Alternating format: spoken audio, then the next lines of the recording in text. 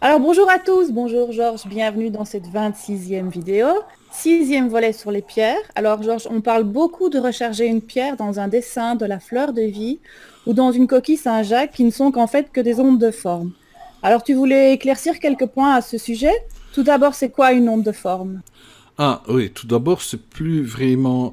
C'est un sujet qui est encore rattaché aux pierres, mais disons, c'est en voyant tout ce qu'on peut utiliser souvent comme système et tout ça pour recharger les pierres que cette vidéo-là est un peu liée aux Est pierres. utile, Donc, ouais. ouais. Donc, on va parler, pour commencer, des ondes de forme. Je ne suis pas un grand connaisseur des ondes de forme et de la géobiologie, parce que c'est un peu lié, la géobiologie. Les géobiologues utilisent souvent des ondes de forme, Comme les mais pyramides. voilà, ce genre de choses. Bon, mais je sépare quand même les ondes de forme et la géobiologie, parce que Ouais, la géobiologie, c'est surtout la détection et la les correction réseaux, d'énergie, les réseaux d'Hartmann, les flux positifs, Curie. négatifs, tout ça, voilà. Tu connais mieux que moi là-dedans. Et donc, c'est une science, en fait.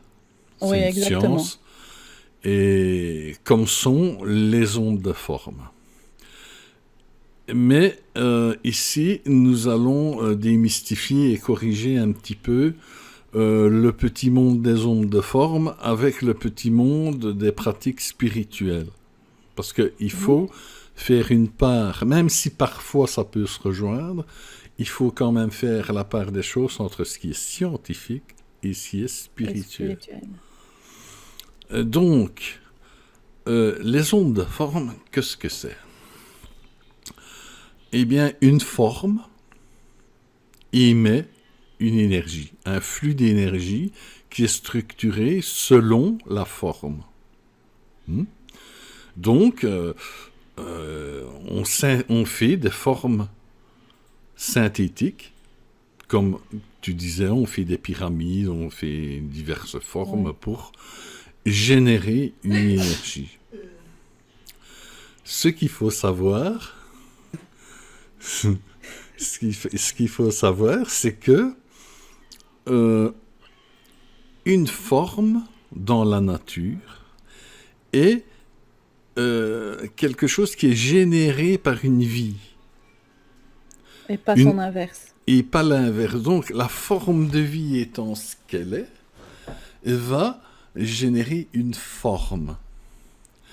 La forme en elle-même, si on la fait synthétiquement, c'est une copie de l'énergie, si tu veux, de la forme, mais elle va être beaucoup, beaucoup moins euh, forte, beaucoup moins efficace que la forme de vie elle-même.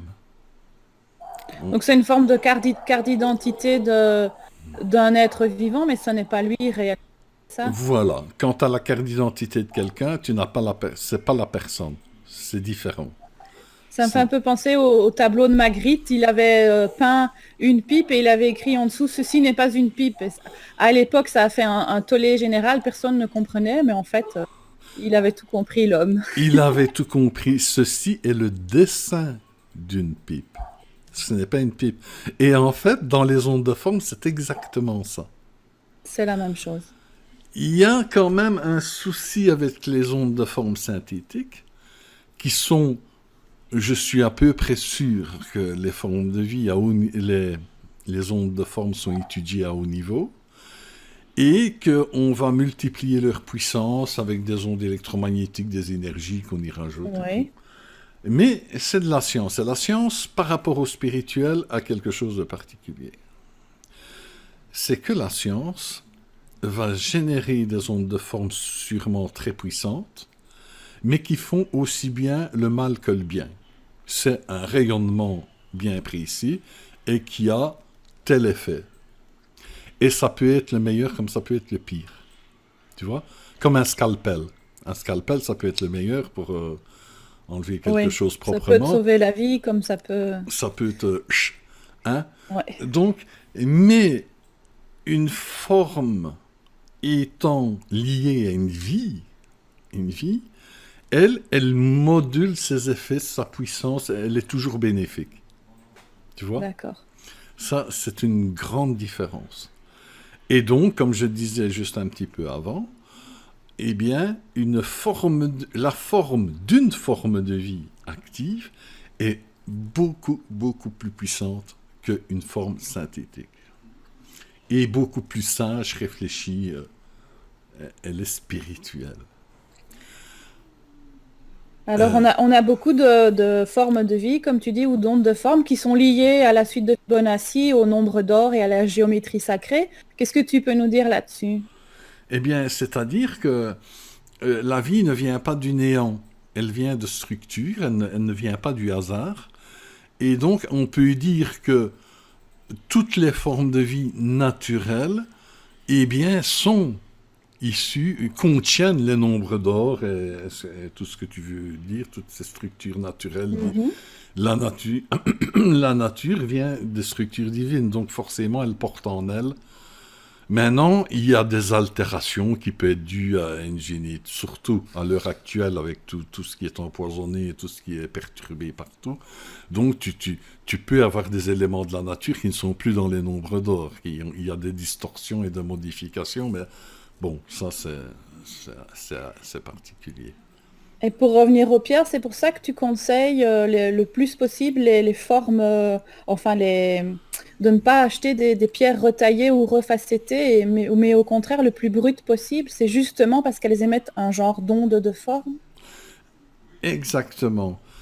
Une pierre brute qui n'a pas été retaillée ni refacettée reflète, il y a un rapport parfait entre la forme de vie qu'est la pierre et son apparence, sa structure.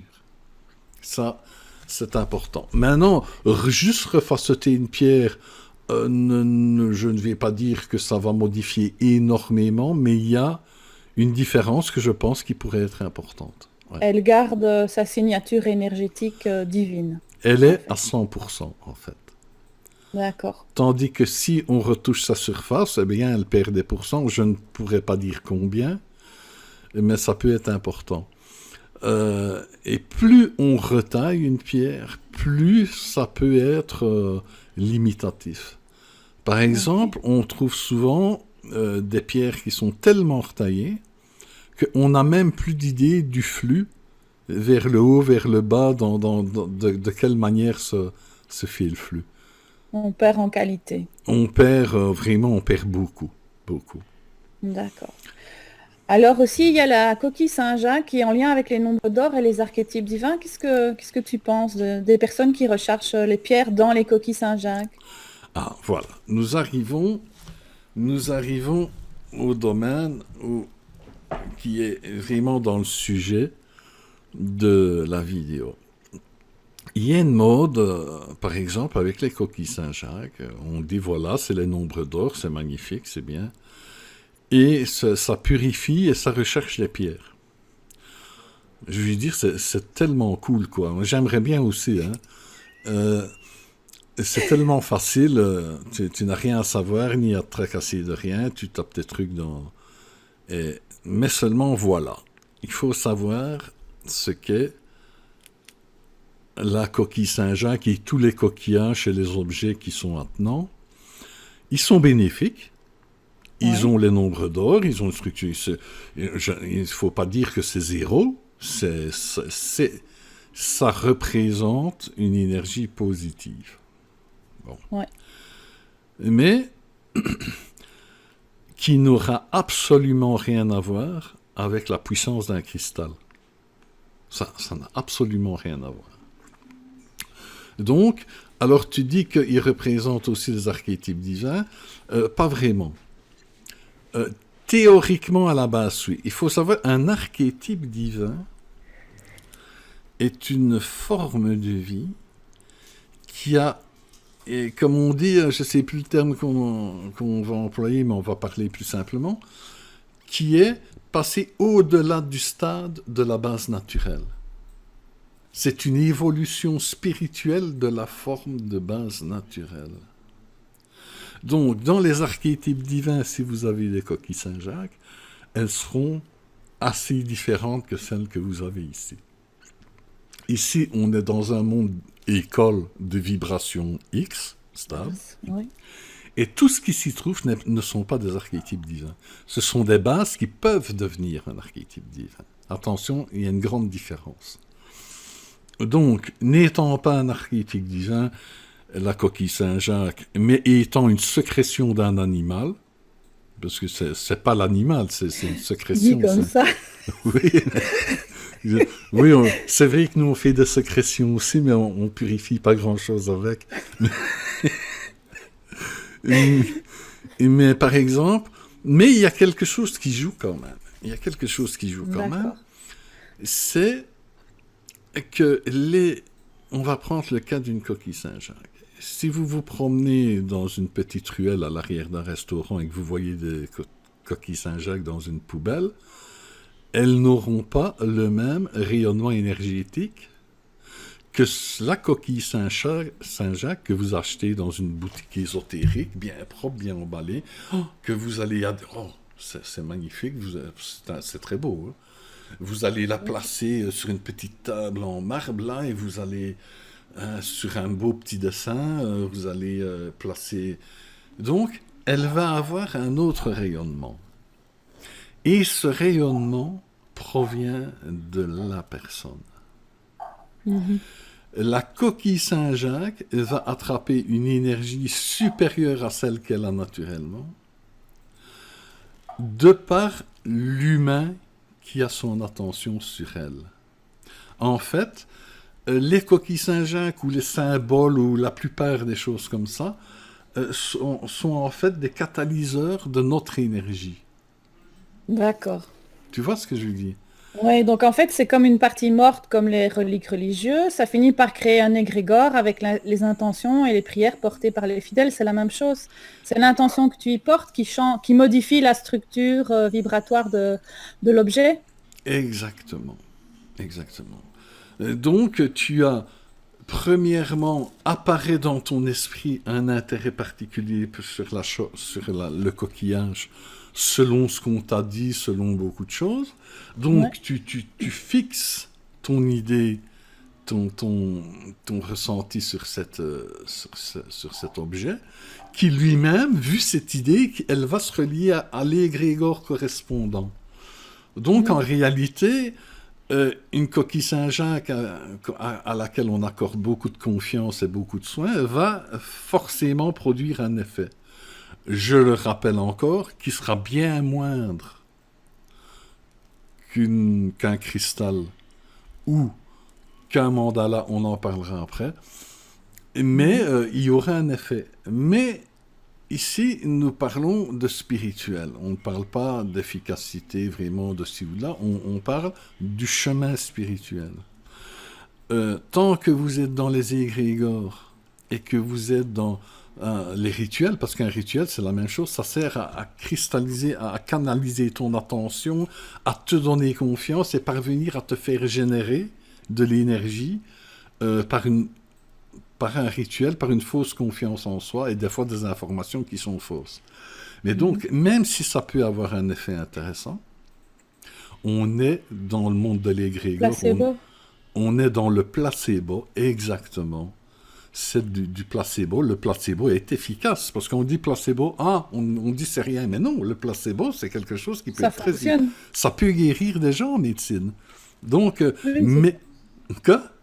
Oui, c'est ça, c'est très utilisé dans les sciences. Oui, c'est très utilisé.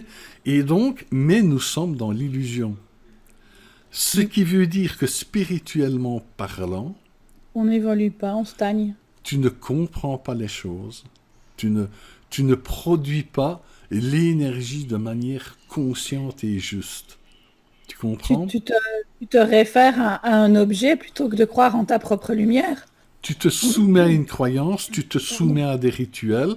En fait, en réalité, inconsciemment, sans ça, tu n'es rien, tu ne sais rien faire. C'est un aveu de faiblesse, c'est ça. Et c'est encore un aveu de faiblesse. Et donc, ça ne te fait pas évoluer. Donc Tu on n'a seras... pas besoin de tout ça, puisqu'on a tout en nous, en fait. On revient chaque fois à la même Oui. chose. Ben, oui, mais bon, attention, parce que quand on dit on n'a pas besoin de tout ça, c'est vrai que on ne marche pas encore très bien, et c'est vrai qu'on a besoin de béquilles. On a Ouais. souvent... Mais ce qui est important, c'est pas le fait d'utiliser des béquilles, c'est le fait... Parce que tu ne sais pas bien marcher, tes jambes sont trop faibles, tu as besoin de béquilles. Ok, tu prends des béquilles, c'est bien. C'est bien. Mais il faut être conscient que ce que tu utilises, c'est une béquille en attendant que tu puisses marcher. En attendant, Ce oui. qui est important, c'est que tu saches ce que tu fais et la conséquence. Mhm. Celui qui se met à penser qu'il ne peut pas marcher sans béquille ne marchera plus jamais de sa vie. Celui qui dit, bon, je prends les béquilles parce que là, tout seul, parce que c'est vrai qu'on n'est pas encore créé de la Ouais, ouais. matière, je crée des billets de banque, je crée de... Non, c'est possible, mais on n'en est pas encore là. Donc, nous sommes encore avec nos béquilles. Mais celui qui a conscience que c'est juste un moment en attendant, et il se repose de moins en moins sur ses béquilles pour remuscler ses jambes, Ouais. lui, il marchera. Donc, ce qui compte, ce n'est pas d'utiliser C'est en des avoir coquillages, conscience, en fait. c'est avoir conscience de ce que tu fais. Que ce que tu fais est synthétique et ne te fait pas évoluer. D'accord. Parce que le gros danger de tout ça, c'est que non seulement ça ne te fait pas évoluer, mais si, comme les béquilles, si tu crois que tu ne peux pas faire autrement, tu ne chercheras pas À la évoluer. réalité, la vérité, tu comprends? Oui, La tout vraie à fait. source d'énergie. Il est là le souci. Ok. Et il en est de même pour la fleur de vie. On peut parler un petit peu de la fleur de vie. Oula, nous allons parler de la fleur de vie et c'est là qu'on va se faire plein d'amis. Non. Bon, on rappelle que c'est pas quelque chose de négatif, que c'est positif, la fleur de Ah vie. ben la fleur de vie est je préfère largement décorer ma table, mon mur ou mettre des sous-verts comme tu as montré la photo en fleur de vie qui est un symbole très joli, qui est positif, qui est que mettre buvez Coca-Cola ou buvez je sais pas quoi. Donc c'est quelque chose de très bien. Mhm. Mais comme pour les béquilles, il faut mettre les choses à leur place. Alors, la fleur de vie, qu'est-ce que c'est?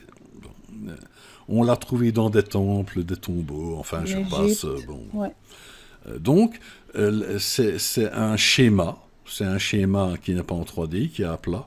Il en existe un en 3 dimensions, mais c'est une serre, bon, on a enroulé le schéma à plat sur une serre, bon, c'est quand même un Ouais. schéma en C'est pas 2D. encore proche de la réalité, Voilà, de ce qu'elle est réellement. de ce que ça doit être réellement. Non, ouais. Parce que personne n'en a la moindre idée.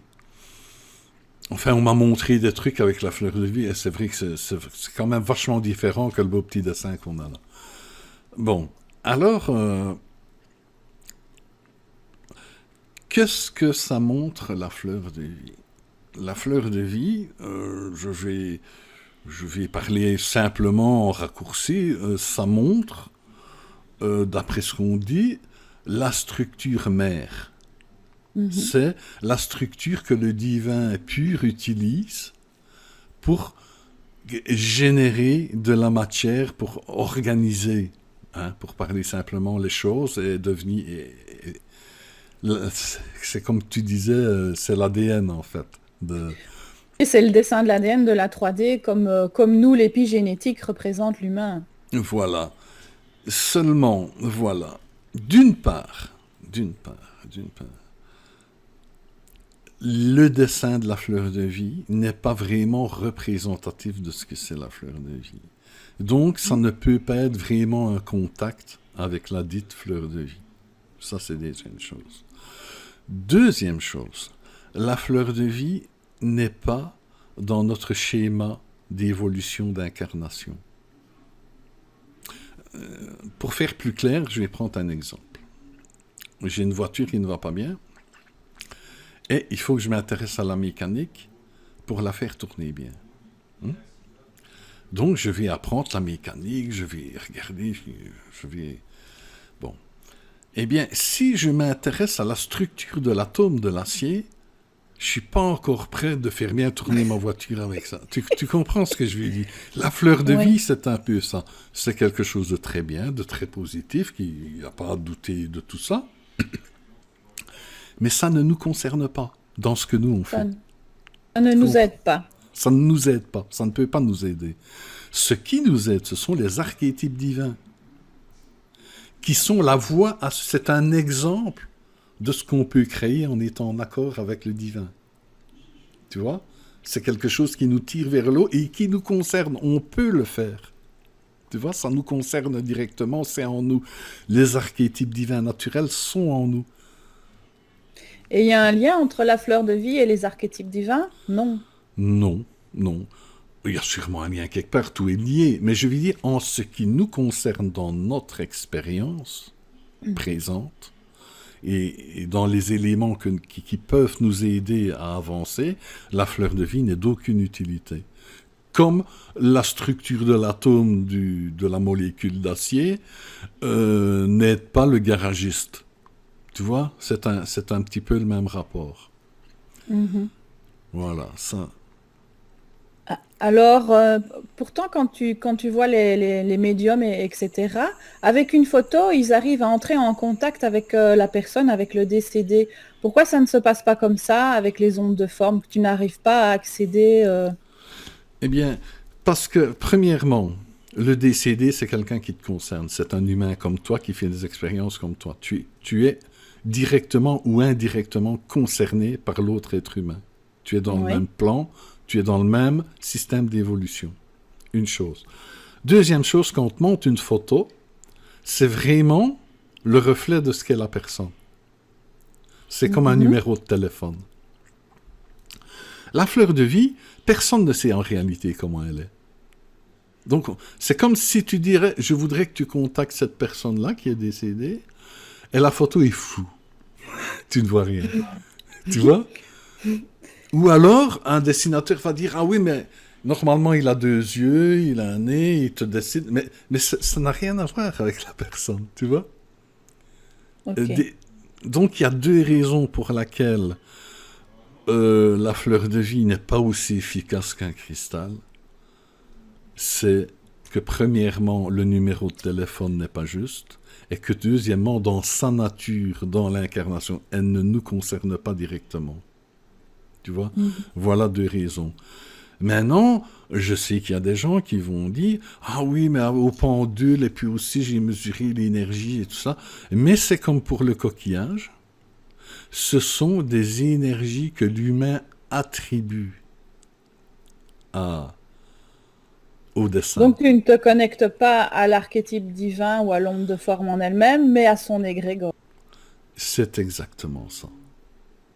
Et D'accord. donc, c'est vrai qu'il y a des effets, mais ce n'est C'est un pas... effet placebo. On peut parler de placebo dans ce On, cas. on peut parler de placebo, ouais. Ah ouais, D'accord. Donc, on c'est peut loin parler de... des énergies divines. C'est très loin des énergies divines. C'est des énergies purement humaines, avec toutes les erreurs que ça comporte. Ok. Donc tout ce qui est onde de forme, finalement, ça nous détourne complètement de notre incarnation, puisque tout est simplifié par le dessin ou le symbole et qu'on ne s'intéresse plus vraiment et on ne travaille plus euh, ces ombres, ces défauts, on va dire. Oh ben voilà, c'est exact. On s'intéresse, d'ailleurs, onde de forme, on parle bien de la forme, on s'intéresse à la forme, mais pas au profond. Mais pas au contenu. Oui, mais c'est ça. Et c'est exactement ça. Et le souci, comme avec les béquilles, je sais, je me répète, mais c'est important. Si tu penses que tu ne peux pas faire ça sans les béquilles, tu vas perdre tes jambes. Après un moment, tu vois.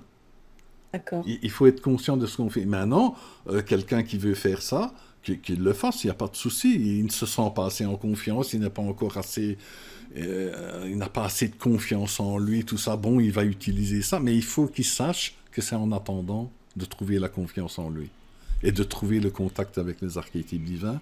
Mais il y a un bon moyen de le faire, on va y venir un petit peu après. Donc pour en revenir aux pierres, c'est une certitude que ce soit la fleur de vie ou la coquille Saint-Jacques, ça n'enlève en rien les énergies et les intentions qu'on a posées par nos pensées sur les pierres. C'est comme mettre un coup de déo après 2 heures de sport. Ça ne vaut pas la bonne douche, Ça ne le vaut pas la rinçage à bonne. l'eau sur les pierres. Oui, oui, on va dire ça comme ça.